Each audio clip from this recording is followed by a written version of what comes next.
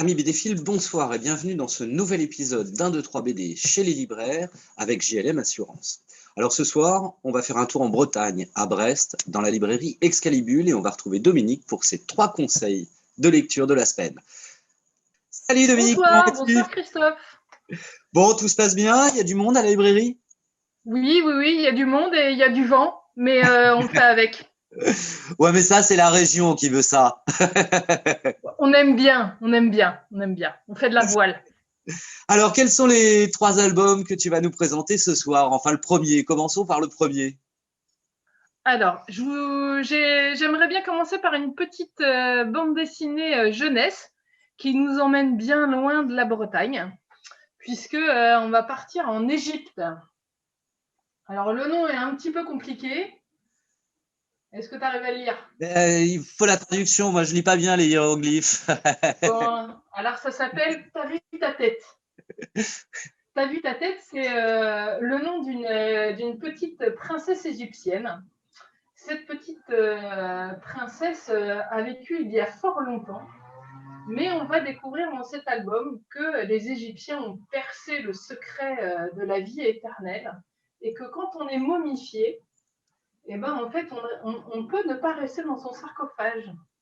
Ah oui, Mais la nuit, les momies sortent de leur sarcophage et vont se promener. C'est ce qui va arriver à T'as vu ta tête. pas mal. Qui est-ce qui T'as est au vu ta... dessin?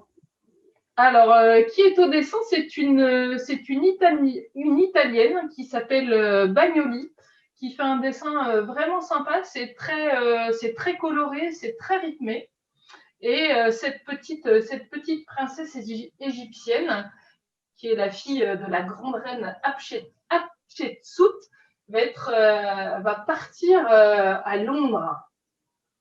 C'est le premier tome d'une série. Il y a beaucoup d'actions, de personnages et tout ça. J'aurais tendance à la conseiller pour déjà des lecteurs relativement avertis en jeunesse, donc à partir de 10-12, quoi. Bon lecteur. D'accord. Ok, très bien. Alors, un petit deuxième. Alors, là, on va partir dans le monde du polar avec une BD qui est sortie récemment aux éditions Sarbacane, qui s'appelle Esma, d'un auteur qui s'appelle Iwan Lepingle. Je ne sais pas si je prononce bien, j'espère. Et dans cet album-ci, on va partir dans les montagnes suisses. Alors, je ne sais pas faire les accents, donc je ne vais pas, rassurez-vous, je ne vais pas faire l'accent suisse tout le long de ma chronique. Non, mais je me risquerai pas à faire l'accent breton.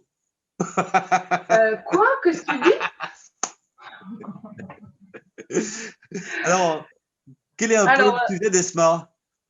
Alors, Esma, c'est une jeune fille d'origine turque qui a trouvé une place comme gouvernante dans une magnifique maison, dans une magnifique résidence où ne vivent que des gens très riches. Sa patronne, qui est une starlette un petit peu en vogue, va se faire assassiner un soir alors que Esma est en train de dormir au sous-sol. Esma est réveillée par le bruit, entreaperçoit 2 personnes qui auraient tué sa patronne. Les tueurs ne l'ont pas vue, Esma, ne savent pas qu'elle est là. Et voilà, elle se rend bien compte qu'il va falloir qu'elle se planque. Elle va fuir. Et elle s'était fait amie avec une jeune femme qui s'occupait des jardins de toutes les villas de la résidence. Et cette jeune femme qui s'appelle Audrey va l'aider à se sortir de cet embrouillamini. Ouais, album sympa ça. Très, très bon polar. Moi, j'ai beaucoup aimé le style graphique qui est assez minimaliste, mais c'est très élégant. Je me suis beaucoup attachée aux personnages. Les relations entre les personnages sont ambivalentes et plutôt assez bien menées. Très bien. Allez, le petit troisième. Alors là, on part outre-Atlantique avec Jour de sable, qui vient de sortir aux éditions d'Argo. d'une jeune dessinatrice qui s'appelle Aimée de Jong. C'est un one-shot et on va partir dans le centre des États-Unis.